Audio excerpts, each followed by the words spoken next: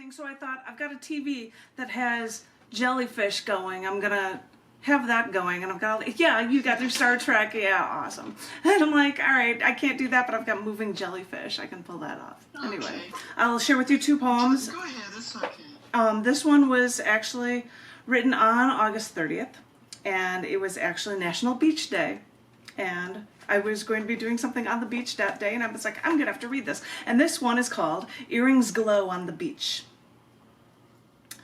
Back when I was a little girl, my daddy took me to Las Vegas back in the day, shortly after their dollar slot machines dropped winnings of 80-year-old silver dollars. I was too young to gamble, and even though Daddy did, when I saw scantily clad cocktail waitress hawking trinkets on a tray, I saw long silver stick earrings with LED lights at the end. So I asked in that high-pitched voice that only a little girl could give when asking for something. Well, Daddy, of course, obliged. We got out of the desert, and I loved those earrings. No one else had anything like them. So when I joined friends at a cottage in Michigan at a beach on Lake Michigan for a weekend-long role-playing Clue adventure weekend, I had to wear my red LED earrings, even if they didn't match the Clue character I played. The first night we arrived, once we're at the cottage along at the beach, we all instinctively ran to the sand. Some of the rebellious teenagers smoked their clove cigarettes with red embers burning out on the top of the dunes, but I just sat there, happy to coexist with glowing red lights on my earrings instead. The cool thing is that two cool boys approached us and asked us what those glowing red lights were that they saw. Not the cigarette embers, mind you, but the one-of-a-kind earrings I had brought from the desert to this shoreline on the beach.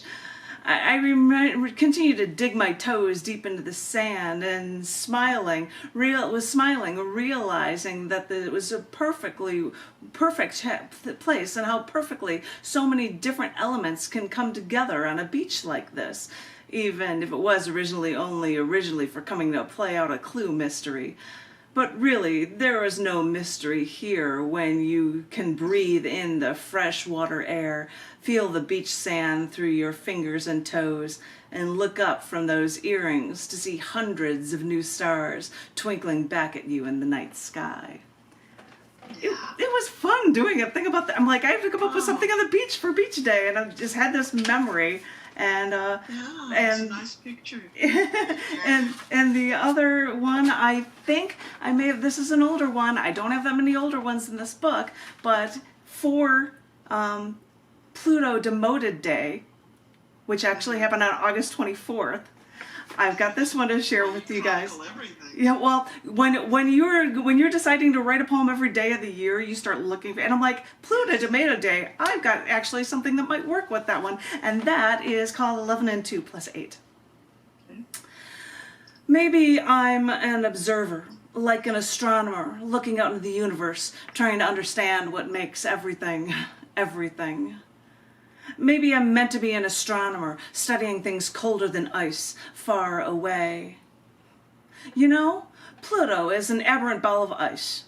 I don't know. I always thought it was a planet, but then they told me, no, it's not. It's just a ball of ice from the Kuiper belt.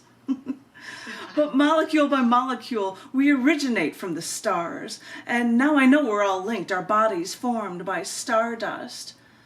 But outer space is a violent place. Volcanoes, violent explosions create the stars, and our Earth has earthquakes, avalanches, volcanoes, tsunamis, typhoons. And in all of this madness, somehow I found you. I've survived the thunder and the lightning and the blizzards and the hurricanes and the tornadoes. I've lived through the drought. I've survived it all. I've even been dealt a near fatal blow from humanity. And with you, I've walked along the tops of glaciers, crouching down from the violent winds, looking down into the beginning of time. With you, I watched solar storms from the geomagnetic aberrations of the aurora borealis from near the Arctic Circle. And we've looked at Venus through our telescopes. And we've even watched you photograph Orion in the night sky. So, with these observations, I thee wed. Because after all my searching throughout the universe, I've found what I've been looking for. Nice. Thank you, thank you. Thank you. You know what? Every event You of know the what,